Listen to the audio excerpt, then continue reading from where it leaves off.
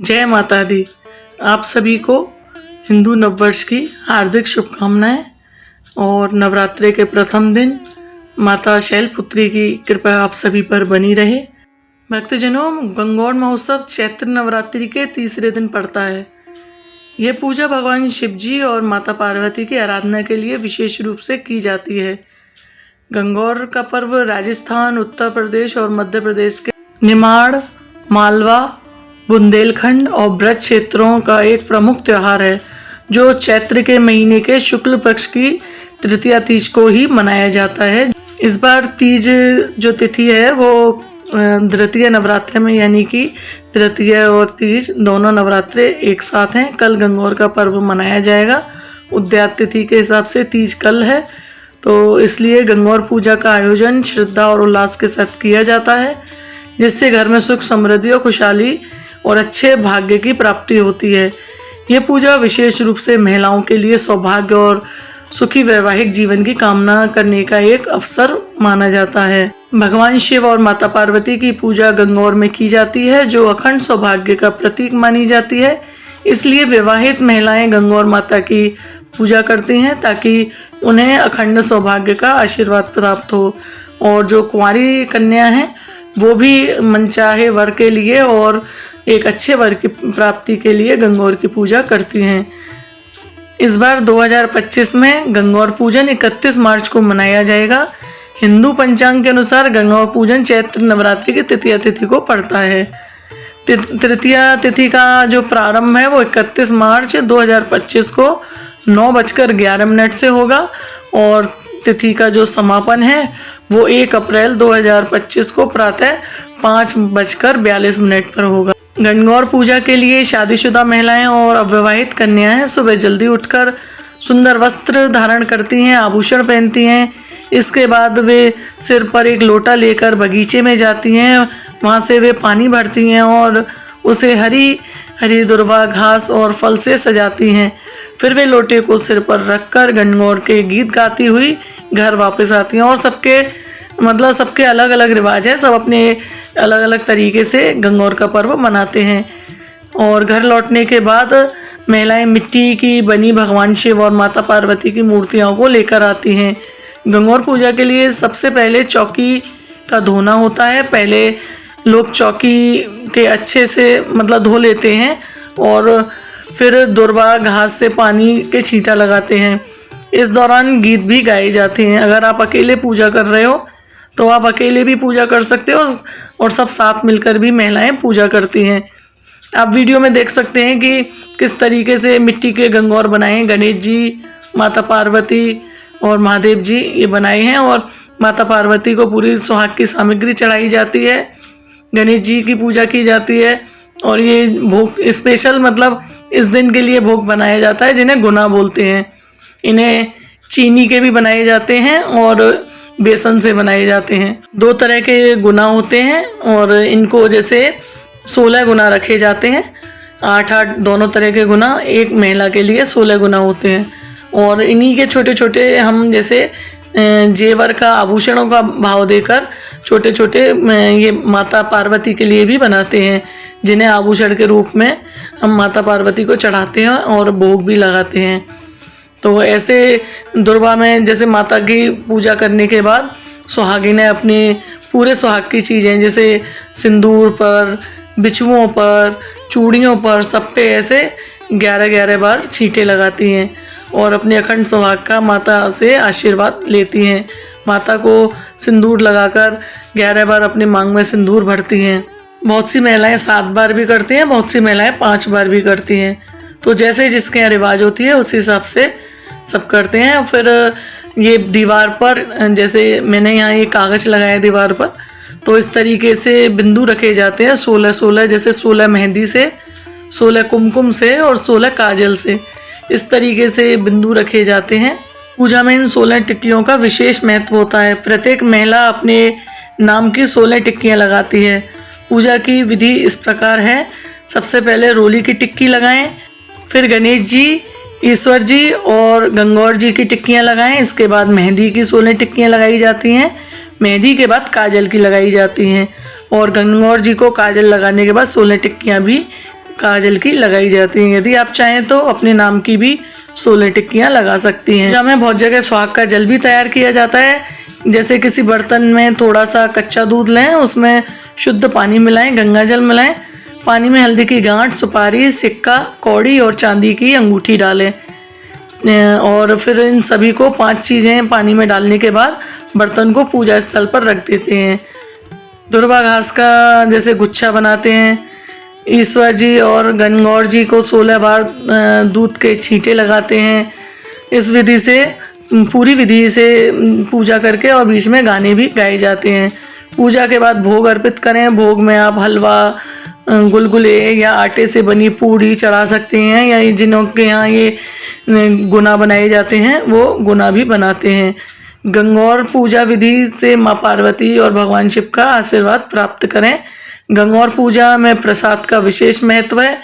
आप मिठाई को प्रसाद के रूप में चढ़ा सकते हैं। यदि आपकी शादी के बाद पहली बार गंगौर पूजा हो रही है तो आपको 16 गुने बनाने होंगे। यदि आप गंगौर की पूजा हर साल करते हैं तो गुड़ या हलवा का भी प्रसाद चढ़ाना चाहिए। भोग अर्पण करने के बाद हम गंगौर माता की कथा सुनते हैं। कथा सुनना बहुत ही आवश्यक है। जो हमने सुहाग जल बनाया है उसमें से सुपारी, सिक्का, हल्दी की गांठ, चांदी की अंगूठी और कौड़ी को निकाल लें और इन 5 वस्तुओं को पूजा स्थल पर सुरक्षित रख दें और सुहाग जल को आंगन में या किसी भी पेड़ पौधों में अर्पित कर दें।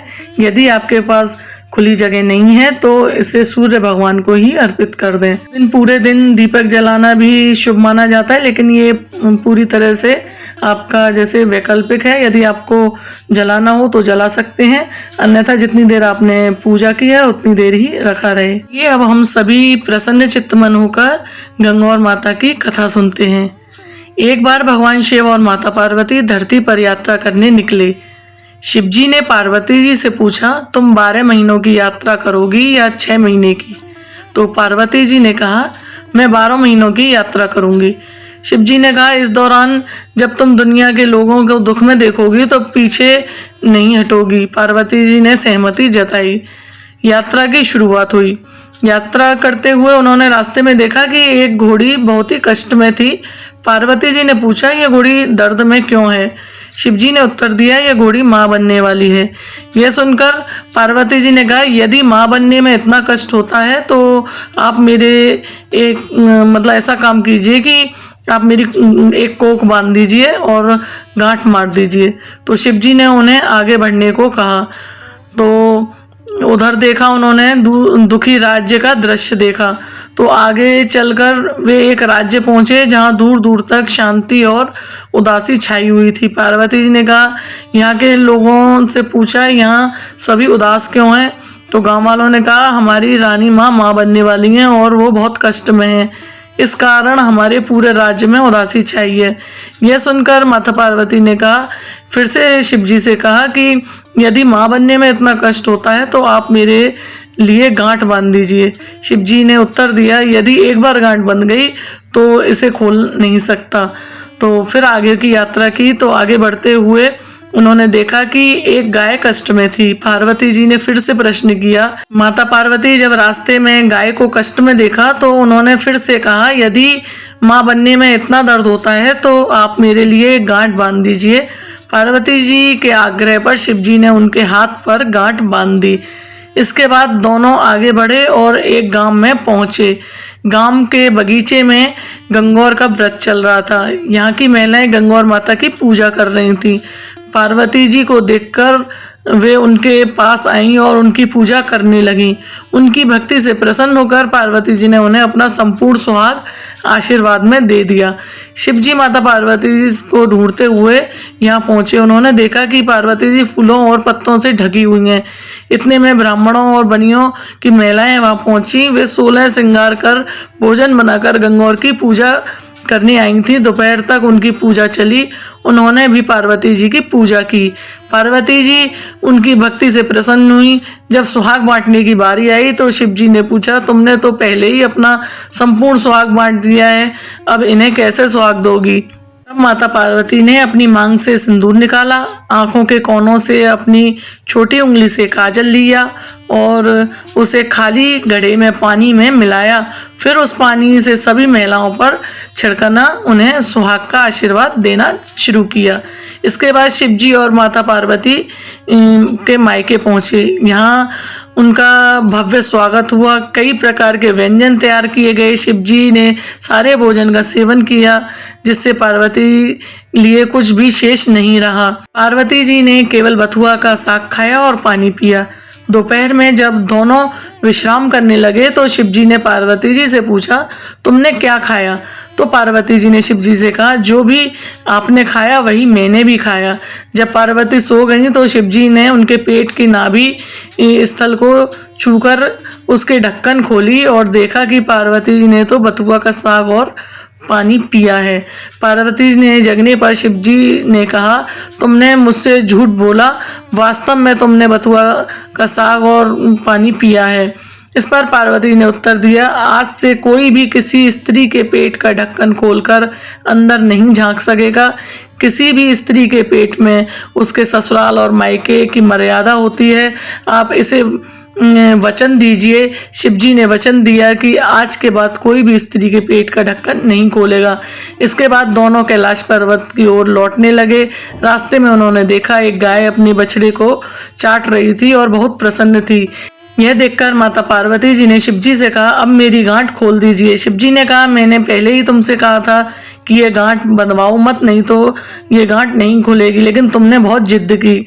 जैसे ही वे आगे बढ़े, उन्होंने राजा के गांव में ढोल नगाड़े बजते, मिठाइयाँ बांटते और लोग नाचते गाते देखे। पार्वती जी ने पूछा, यहाँ क्या हो रहा है? लोगों ने बताया कि हमारी रानी ने एक पुत्र को जन्म दिया है, इसलिए खुशी मनाई जा रही है। यह देखकर पार्वती जी ने फिर शिव जी से कहा, आप मेरी गांठ खोल दीजिए।